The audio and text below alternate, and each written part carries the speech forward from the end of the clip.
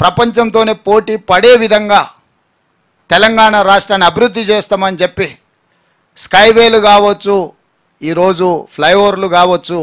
Regional ring road కావచ్చు, హైదరాబాద్కు అవసరమైన తాగునీటి జలాలు కావచ్చు, విద్యుత్తు కావచ్చు. అందుకే ఈరోజు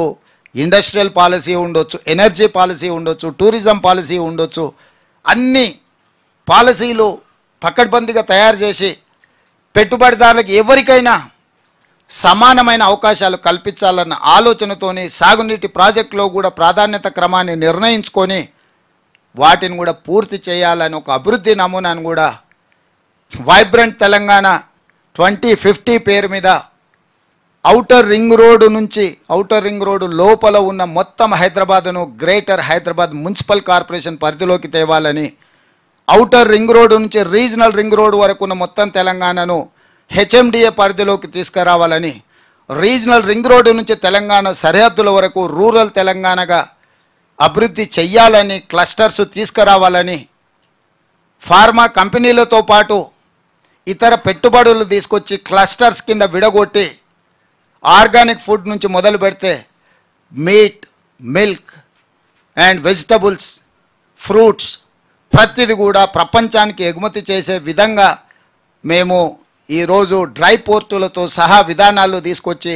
regional ring road, outer ring road నుంచి రీజనల్ రింగ్ రోడ్ వరకు రేడియల్ రోడ్స్ డెవలప్ చేసి ఎక్కడికక్కడ క్లస్టర్ల కింద విడగొట్టి చైనా నమూనానే కాదు జపాన్, జర్మనీలో జరిగిన అభివృద్ధిని కూడా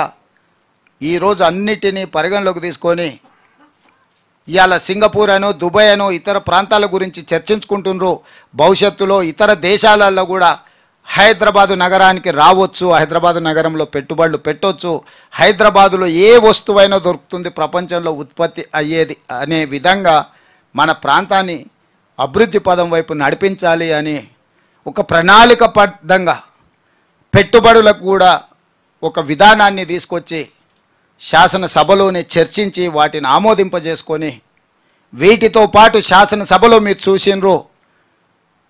మొత్తం ఆర్థిక వ్యవస్థ మీద వైట్ పేపర్ రిలీజ్ చేసి చర్చకు పెట్టినము. ఆనాడు పాలకపక్షం, నేడు ప్రతిపక్షమైన వాళ్ళకే ఎక్కువ సమయం ఇచ్చిన మాట్లాడండి అని చెప్పి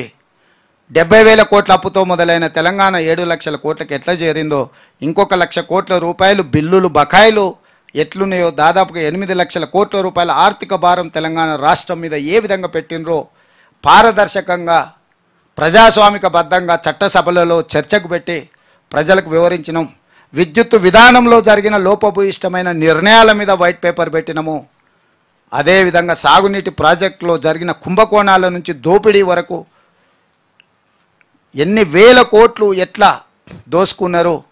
మేడిగడ్డ కాస్త మేడిపండు ఎట్లయిందో, అన్నారం కాస్త పక్కున ఎట్లా పగిలిందో మొదలు పెడితే పాలమూరు రంగారెడ్డి ఎందుకు ఆగిపోయింది, ప్రతి ప్రాజెక్టు మీద సాగునీటి ప్రాజెక్టుల మీద కూడా వైట్ పేపర్ పెట్టి